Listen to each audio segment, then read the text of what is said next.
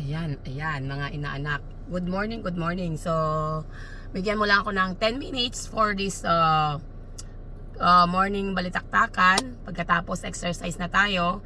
Mamaya-maya, Saturday, akala ko rest day. Yung pala, hindi pa rin rest day. Okay. So, hinintay ko si Aki at nire-ready niya yung mga lulutuin bago day off ang aking mga kasama sa store. Yung cook ko, mamaya mag-day off na siya. So, magluluto na kami mga panghanda namin bukas, okay, ng gabi.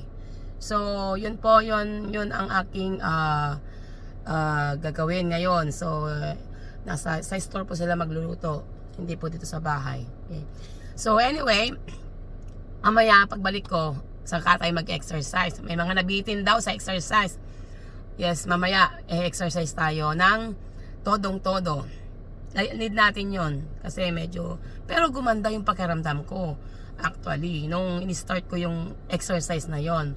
At parang yung exercise ko na yon ang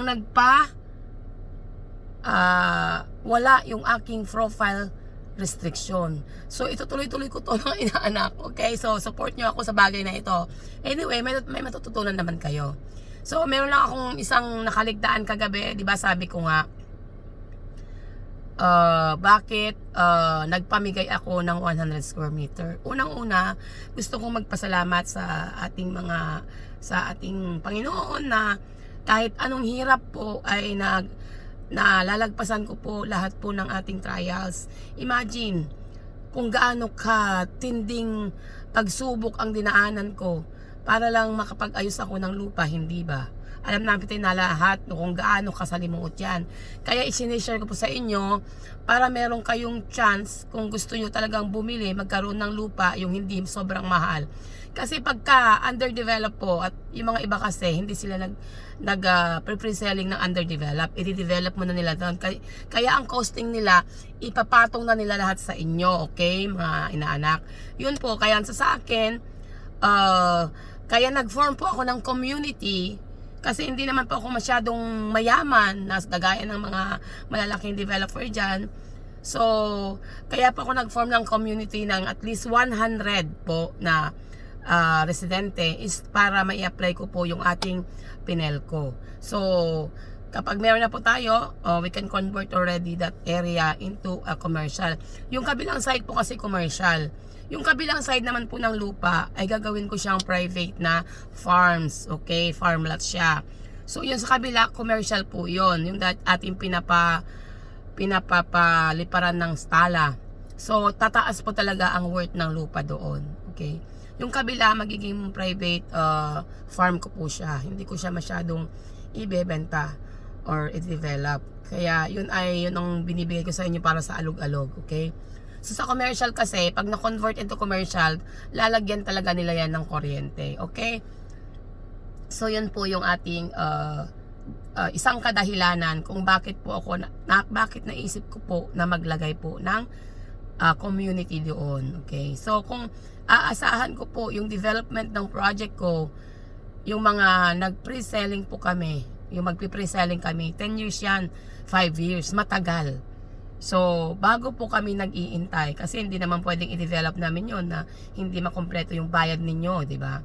So, anyway, yun po yung project ko sa Bagak. Isa pa, kung bakit, is naisip ko po yung mga iba, no, na magtatrust sa atin, bakit hindi natin sila bigyan? Kasi gagaya ng iba, may mga narinig ako, naranasan ko pong mag-upa for how many years sa Manila, no? Nag-rent yan ng maliit lang na kwarto. Napakahirap po nun. So, kahit po nag-rent kayo dyan dahil nagtatrabaho kayo dyan, mas maganda pa rin yung self-esteem mo kapag alam mo na mayroon kang sariling kubo, may sarili kang bahay. Yung mga gamit-gamit mo dyan na hindi mo madala kung paglilipat ang ginagawa, pwede mo pong dalhin yan. Naranasan ko po yan, mga inaanak, mga followers, yung paglipat mo ng bahay, masisira yung mga gamit mo. Kung meron ka talagang iyo, pag-aari mo, iyo yan, bahay mo yan, 100 square meter. Pinatayuan mo yan ng kahit kawayan man lang, masasabi mong iyo, napakagandang pagkakataon mo yan sa buhay, di ba?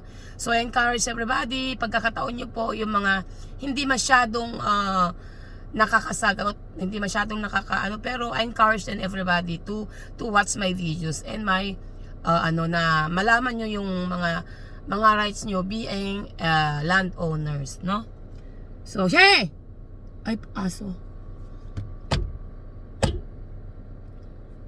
So, yan po yung ating kadahilanan kung bakit po tayo nagpamigay ng 100 square meter.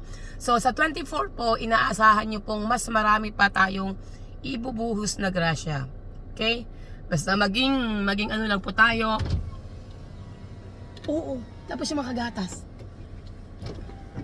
Ayan, driver po muna ako ngayon.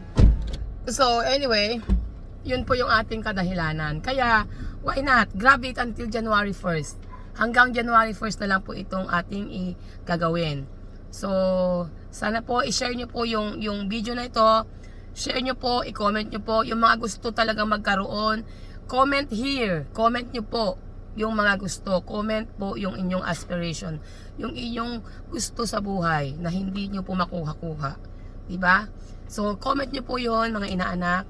At baka sakali po mayroon tayong mai-advise man lang ng konti. Ano? Kung hindi man po natin ma-resolve, may advice natin ng konti. Wag pong pera, wala akong pera. Okay? Okay? Hindi po maraming pera si Ninang. Ako ay nag-struggle din para sa expenses ng ating mga pa-titles ng lupa. Okay? So as of now, more on titling tayo expenses. Marami po tayong kailangan para po sa ating pag-expense, sa ating pagpapatitulo, pagpapa-approve plan at pagpapa-tax deck. Okay? So, yan po yung ating kain sa buhay at habang kaya pa natin, di kakayanin natin. Kapag tumanda na po tayo, hindi na po natin kaya yung ganitong trabaho. Kaya sabi ng mga iba dyan, bakit hindi ako nagpapahinga? I only have how many years po para ayusin tong mga ito. Kung meron pang padating na mga lupa na pwede nating ayusin, grab it. Kasi we have a timeline sa ating buhay.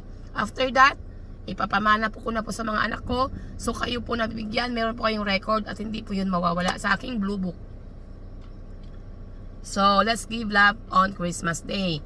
So share this video and we expect po ng maraming sharer. Ang sabi po ng iba, kailangan daw kayo magkaroon ng yung sharer badge. Okay, so hindi ko po alam yon. But sana po, gawin nyo pong i-share ang ating mga na-post para marami po tayong friends. At sana po, itong ating ginagawa ay malaman po ng buong mundo. Mayroon na po tayong nabigyan ng mga hindi po taga Pilipinas at ina-expect po natin sila na pumunta dito. So yun na ibigay natin sa kanila. Malay mo mag-invest sila in the future. Yung mga 100 square meter is pag-start lang nila. Try lang na po nila yung buhay daw dito sa Pilipinas. Okay? So ayan, maging maayos yung kanilang buhay, why not? Baka mag-invest sila ng malaki-laki. Kasi marami po tayong project. At marami pa po tayong project. Okay? So magandang umaga, Merry Christmas to all, and see you later mga inanak. See you later again sa 7 o'clock in the evening. So tuloy-tuloy po ito hanggang January 1st. Okay? So magandang umaga and give love on Christmas Day. Okay? Give blessings to everyone. Thank you. See you later.